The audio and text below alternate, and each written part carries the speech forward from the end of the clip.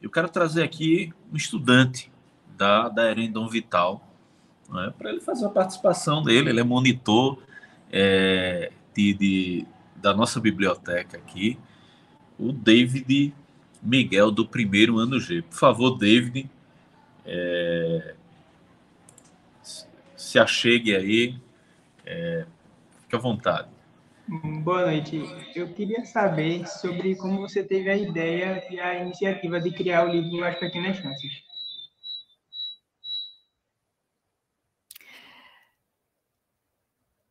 Oi, David, posso responder já? Deu uma microfoniazinha aqui, porque eu estava com os outros microfones. Ah, tá, mas eu Mas escutei conseguiu a pergunta distinguir? dele. Consegui, sim. Pronto. Obrigada pela pergunta, David. Prazer te conhecer. Sabe em que momento? Eu lembro que uma vez numa live, eu e a Giovana, a gente chegou à conclusão de que se você quer escrever, o que você tem que fazer é tomar banho. Porque várias ideias vêm no banho. E eu tive a ideia das pequenas chances no banho. Estava tomando banho. Sabe por quê? Porque acho que o banho é o momento que você relaxa, né? E aí eu, pelo menos, tô lá, tomo banho. E aí eu deixo. É um dos poucos momentos que eu deixo as ideias irem, né? Que eu tô, enfim, mais relaxada mesmo. E aí eu lembro que me veio uma vontade de falar, não era nem vontade, é quase uma repetição mecânica do ato de falar com o médico de cuidados paliativos do meu pai, que foi quem acompanhou eh, as últimas semanas dele de vida. Meu pai sentia muita dor, e aí a gente procurou um médico de cuidados paliativos, e eu falava muito com ele, muitas vezes, e aí me deu uma vontade de falar com ele. Eu pensei: será que eu posso ligar para ele? Será que seria muito estranho eu ligar para o médico que acompanhou o meu pai, sendo que o meu pai já morreu? E essa pergunta sem resposta foi o motor que deu origem ao livro, porque isso está no segundo parágrafo do livro. Na verdade, o primeiro parágrafo é esse encontro, que eu imaginei: "Nossa, isso pode dar um livro". E aí eu imaginei se eu encontrasse assim, e aí eu já estou falando que tem uma parte, o meu livro é uma parte muito grande autobiográfica, mas tem uma parte muito grande ficcional também. Esse encontro com o médico no aeroporto nunca aconteceu. Só que eu imaginei ele, e aí no segundo parágrafo já tá. Posso ler o trechinho que tá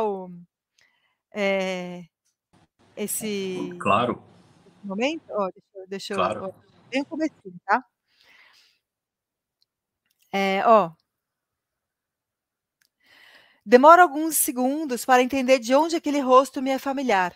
Em um contexto tão diferente, o aeroporto, e já passado tantos anos de quando o havia visto pela última vez, no hospital, um dia antes da morte do meu pai. Devo ter sorrido. Ele também sorri e se aproxima de mim um pouco mais. Um tanto mudado. Mas só depois penso que ele me reconheceu mais rápido, o que é estranho, ou deveria ser, pois os médicos têm milhares de pacientes, e os pacientes e seus familiares apenas um médico em cada situação. Ainda que meu pai fosse médico e eu também. Durante aqueles dias, éramos pacientes, ou melhor, meu pai era o paciente do Dr. Felipe, médico de cuidados paliativos, e eu apenas a filha de um homem com uma doença terminal. É claro que ele não se lembra do meu nome, penso, postada diante dele na fila do café, surpreso com aquele encontro.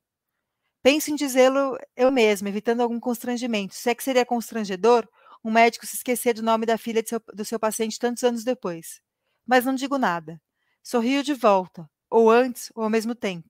Um sorriso triste, porque esse encontro, essa presença, remete de imediato àqueles dias, já passado faz tanto tempo. Mas a morte não passa. Ela continua, continua, continua. O contato com o Dr. Felipe nas últimas semanas de vida do meu pai foi tão constante que nos dias seguintes à sua morte tive diversas vezes o ímpeto de ligar para ele de novo, como se seu paciente ainda existisse, ou como se falar com o médico pudesse fazer com que o paciente continuasse ou voltasse a existir. Resolvesse o engano, porque no início, e até hoje, em alguns momentos, quando olho com atenção alguma foto do meu pai, seu rosto tão conhecido, o gesto congelado na imagem, que poderia do lado de fora da foto continuar a se mover, falar, viver, tive a forte impressão de que aquilo era algum tipo de equívoco. Morrer, meu pai morrer. Palavras que não combinam, que até hoje tenho dificuldade de ver juntas. Então foi assim, foi a partir dessa ideia, assim, tipo, dessa perplexidade. Como é que seria falar com o médico de uma pessoa que já morreu? E aí a ideia do livro veio inteira a partir disso. Obrigada pela pergunta, David.